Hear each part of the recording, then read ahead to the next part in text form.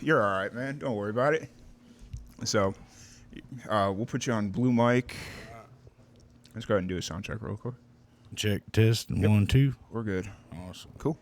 Awesome. I'll do an intro. We'll jump into it. Welcome back to another live and amplified Indie Fusion podcast. I'm your host, Tom Quiet. We are back at it again with another amazing podcast. Today we are at In a Jam down by the river. Day 3. We're kicking. We're moving. We're grooving. All the fun stuff. We got Billy Hartman. How's it going today, man? Good. How are you, man? Hanging in there. Hanging in. Have you been here since the start of all this? Yeah, I was here Thursday? Wait, what's today? Today's Saturday. Today is Saturday. Yeah, I've been here since Thursday at like noon. So you've been in the long haul. Okay. But I will say, arguably, I was drunker last night than I was Thursday night, but I feel better than I did yesterday. Really? So I can't quite figure that one out yet. I think it has something to do with the altitude.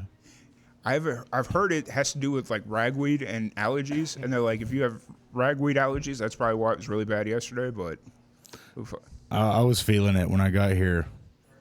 Yeah, definitely allergies. This is allergy country. Yeah, for sure. You gotta watch it. Yeah.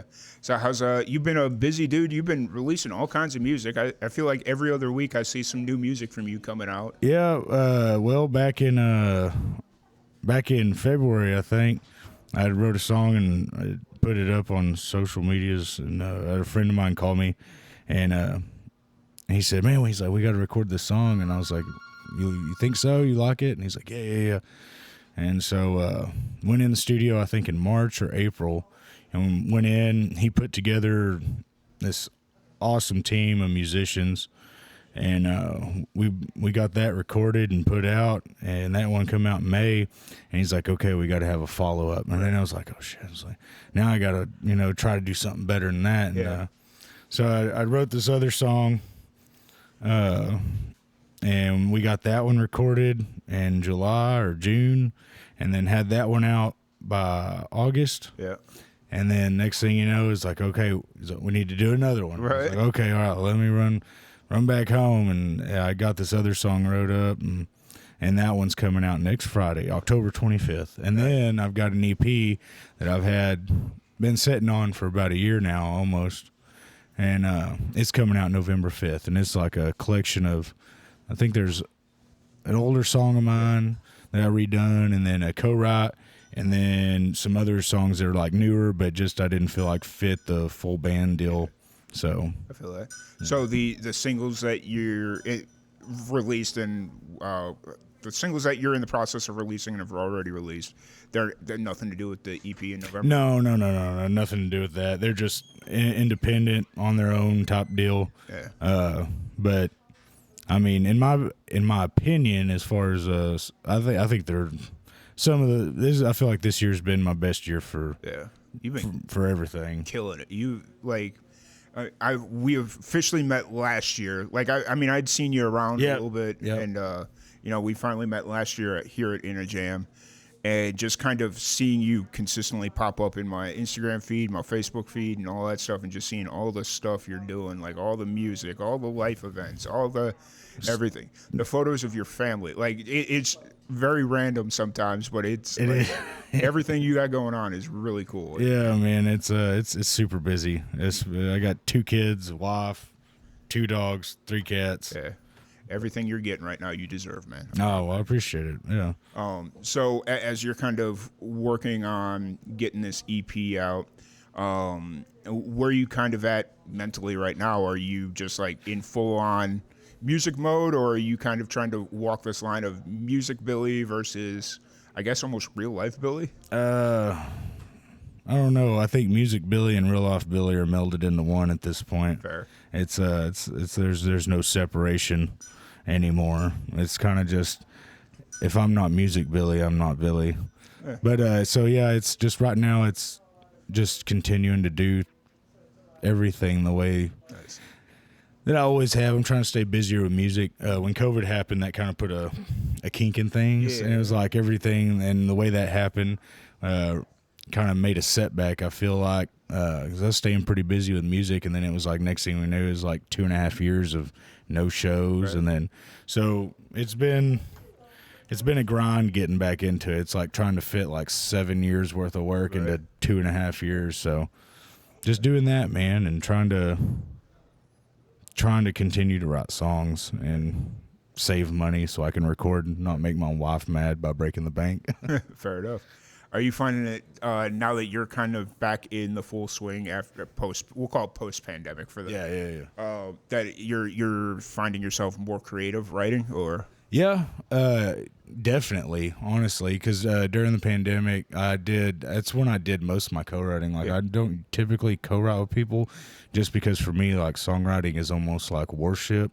It's like, you know, and I don't know, I understand some people like pray with other people, but for me, it's like, it's very sacred, you know? It's like, I may be saying some things that I wouldn't say in front of people.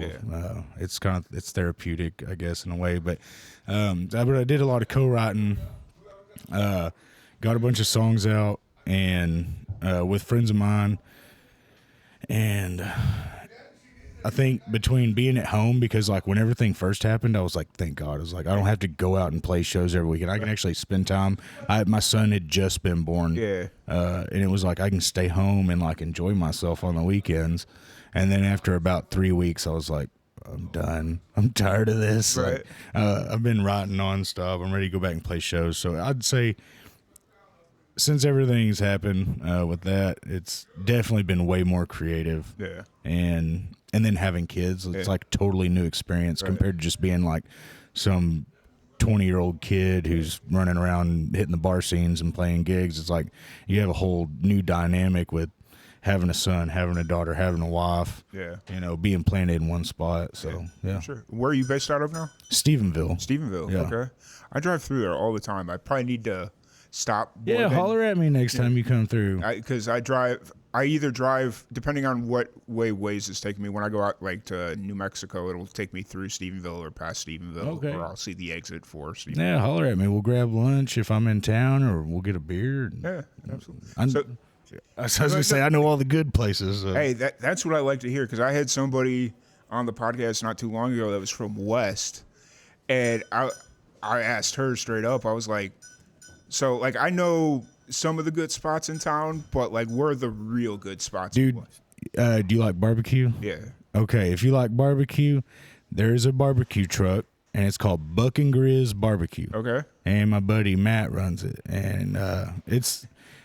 And this is in West? This is in Stephenville. Oh, Stephenville, okay. And it is the best barbecue in the world. As far as I'm concerned, it's terrific. You got to try it out. I will for sure. You know, that's the one thing about this part of Texas, like this central part of Texas, is it's like you've got all these little towns that they have these little hidden gems that nobody's really ever heard of because they're not right off the highway, so nobody goes to stop.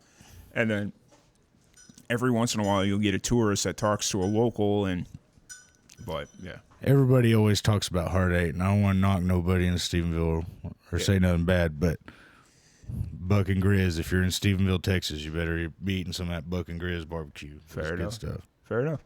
So heading into next year, it's just full on promoting the EP and playing that out for a little bit, or are you already kind of thinking about the next? I haven't wrote the next one that we're going to record full band. Okay. I've been trying to. I've been real busy. Actually just joined the songwriting group. I had somebody call me up this past week. Yeah. And it's like a song a week type deal. So I'm looking forward to that. I'm seeing what that produces. But as far as shows, if anybody wants to book me. Right there. Yep, you're good. Holla at your boy in 2025. I don't have any shows booked yet for 2025. I'm riding it out through December, and that's about all I got right now. So, hey, you know what? We've been trying to book out different things, and I don't know if I've just been out of the loop for that long or it's how it's always been. But I tried to book a show for last month. I tried to book a show for February, doing like a live podcast thing, and they're like, "Oh, that's too far out. We're not booking that far out." And I'm like, for February? Yeah, I feel like it's hit and miss. The same thing happens in music too, because like some places I'll contact and they'll be like, we're only booking like 2 months in advance, and then other places I hit them up and like, oh, we already booked the entire year, and it's like, where's the in between right? all this? Right? I had the same thing. I had asked him about like a November gig, and they're like, "Oh, we've got some openings, but it's all like spotty, like it's a random Tuesday or something." Yeah. I'm like, I'm not driving to freaking Arizona on a random Tuesday. Yeah. Sorry, I ain't doing that. And then I asked him about May, and they're like, "Oh, we're not booking that far out ahead of time." And I'm like, oh, "Okay, cool. So when should I call you?" "I'll call us about March." And I'm like, "Wait a minute, that math doesn't math because it is currently the same amount of time from the date in November as it is to when you told me to call for May, and you're already booked out." Yeah. So like that math doesn't math to me. No, it doesn't. It never does. But I think that's dealing with venues, period. Like I said, not knock nobody. Yeah, but for sure. Definitely. This was a lot tamer of an interview. Yeah, the last one was pretty wild, man. Mary Charlotte and me, we was hating on the government and all types of things. I'm sure I'm on a watch list now. Well, I told somebody, I was like, I think we're all on a watch list after that one. I would not doubt it. Where's Mary Charlotte when you need it? So I know, yeah. But, well, I don't know. Maybe it's a good thing. Tame interviews are pretty fun too. Yeah. And last night was kind of rough. I'm on the downhill side of things right now. So. Man, I don't know what it was, but this morning I woke up at like 7:30, right as my alarm was going off, and I'm like, I was fully expecting to be fighting it the entire time. Really? Yeah. Pecans woke me up, smashing on the top of my car. I like just come to. I was like, I was like, what was that? And then I heard another one hit. Yeah.